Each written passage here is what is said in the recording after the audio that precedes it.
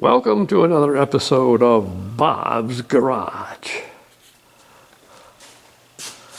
Today we're continuing to work on my favorite L.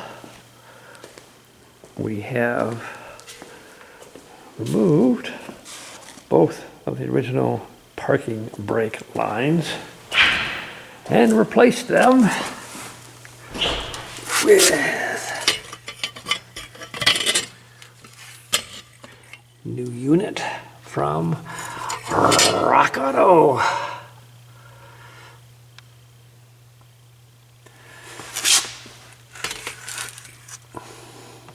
Also put a new adjusting cable.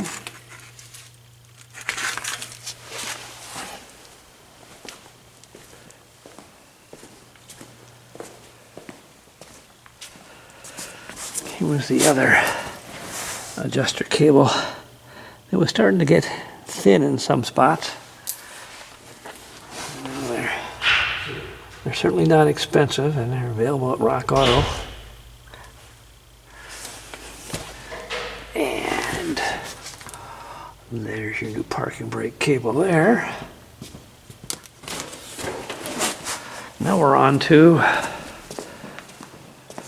replacing the front wheel bearings. When we left off last time, all I could find in my stores was China bearings. We were talking about front wheel bearings. We've knocked out the old races. And here's our new ones. USA. I got these from Rock Auto. I got a piece of paper here somewhere.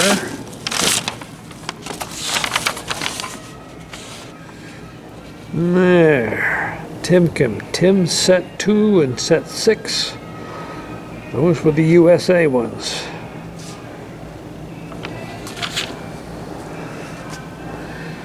And I'm all dirty with grease. There's the old wheel bearings. Save for no particular reason. We've got the front hubs on, bearings rebacked, and we're going to adjust the bearings up and then get to bleeding. Coming right along, no real surprises. It's almost like we've done this before.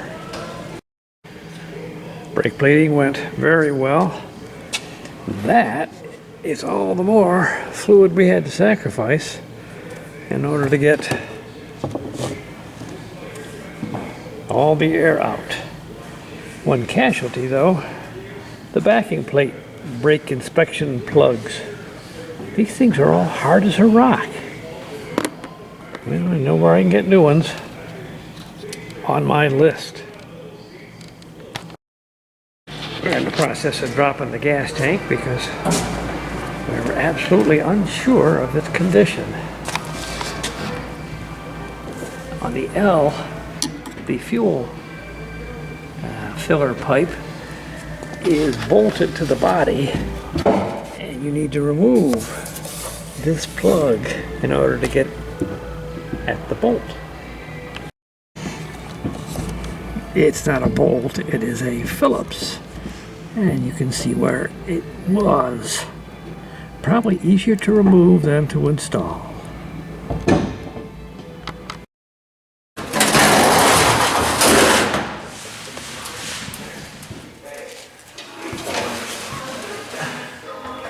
This one came apart pretty easy. The J-bolts didn't give up too much fight. But not a whole lot of rust. You time it? I did not said time 15 minutes and you're 5 minutes. You can get these new gaskets. I think it's like from Firestone Collectibles. I'll look it up. I've got some in stock.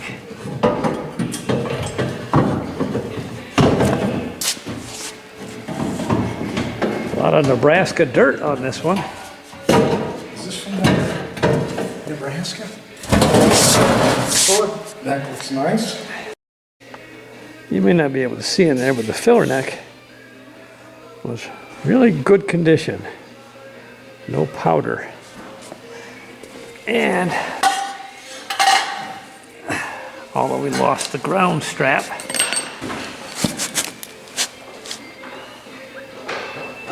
there. The tank is abso-freaking beautiful. So we will check the fuel sender, but pleasant surprise. Testing with the ohmmeter, and it was good, solid, steady 10 at empty and 70 at full, which is exactly what you want. And we're back at it. I removed the asphalt felt sound deadening. It was, well, give you an idea. This was clean.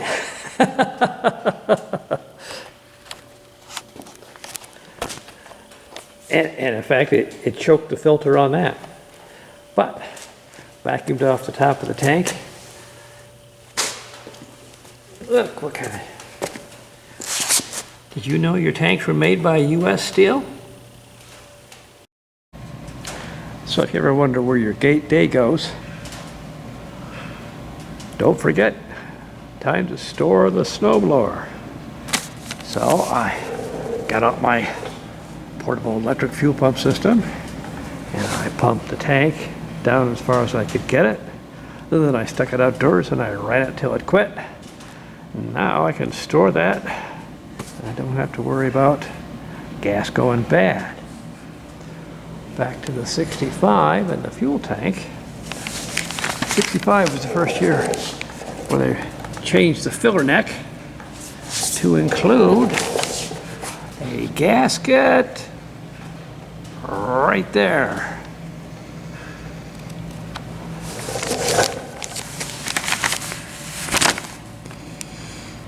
I dug up my old storage stuff and I find, back in '06 I bought gasket filler gasket for the Imperial, but let's see if that isn't also the same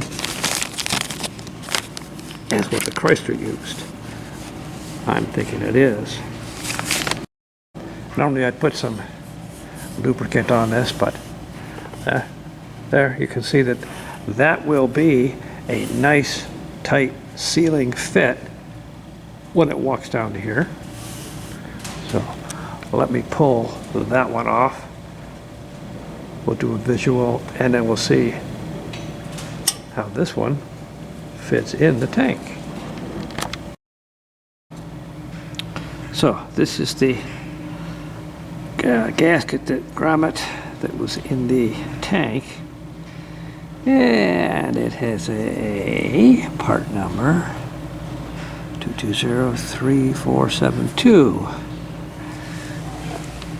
The potential replacement has a part number on it.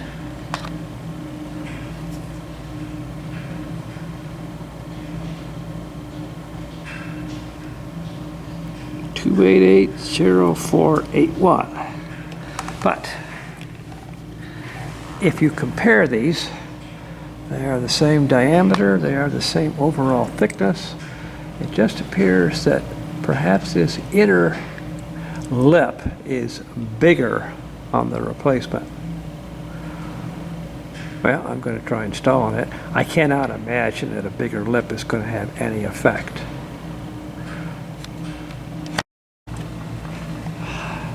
A little bit of Croyle, and she popped in. Real nice fit all the way around. That is a winner.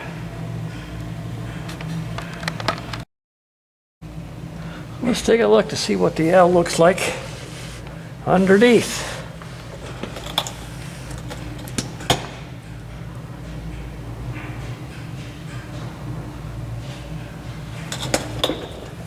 Super solid trunk floor.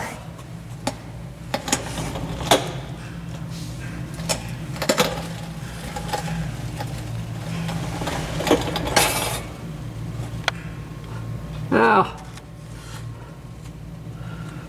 very good. And there's your back bumper support. Dang, I gotta tell you, they must have a lot of dusty dirt roads in Nebraska. There is all kinds of dirt. It just kind of comes out of the creases in the back of the bumper. Yeah, well. So I was cleaning up in the back bumper and I found this newspaper wadded up in a hole.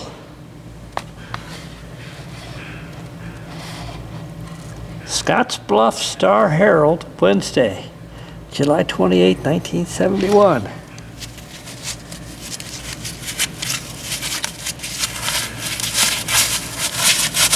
Other than being real dusty, you could still read it.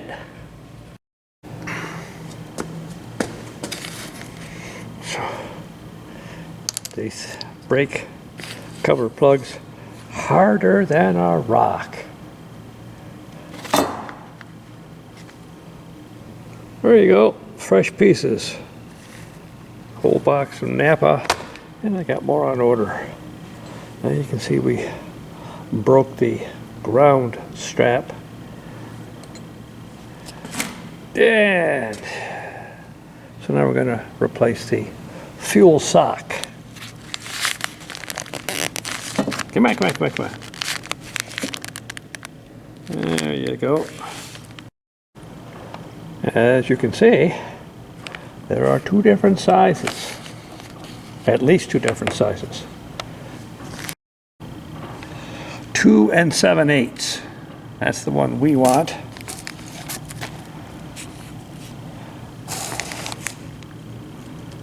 And this one, what do you want to say, like 4 1/4, 4 3/16? I couldn't tell you right at the moment where this one fits.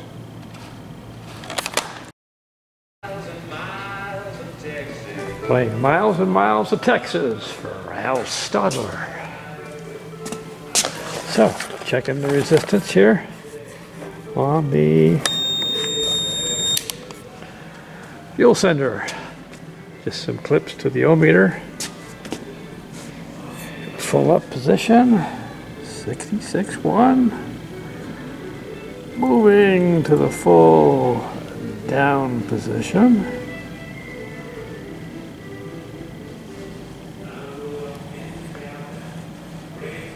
That's what you want to see, a nice steady reading like that. So this is a good sender. Put it back in. Miles and Miles of Texas. And a word about the grounding straps. You can get great big long ones. I think I got those from year one. But more commonly, you want the short ones. And who did I get those from? That's a Chrysler. Something like 4-inch. Back to work. And since we're doing just about everything fuel, I'm not going to replace my float because it doesn't need it. But you can buy new floats. These are Fords. There's your part number. There's the beast. And it is the same as what we use. So let's give her a try for install. Sender is installed. I just got some painter's tape on that insulating pad just to give I'll bet you it'll fall off, but we can position it. Then Got the filler nozzle in. Let's see what a wrestle it is. Well, since the tank ain't there, it's probably there. Remember, I put the filler neck in? Don't do that. You can't put the tank in the car with the filler neck already installed in the tank. You have to put the filler neck. Let's see. There. Because of that, that plate, that bracket that comes across. So you have to put the filler neck in about there, but just dangling. You get the tank in, and while it's still loose, then just coil it up, grab it with some gloves, and twist it, and it'll come home. So I've got some minor tweaking to do on it, but I am filthy, I am hungry, so I am done.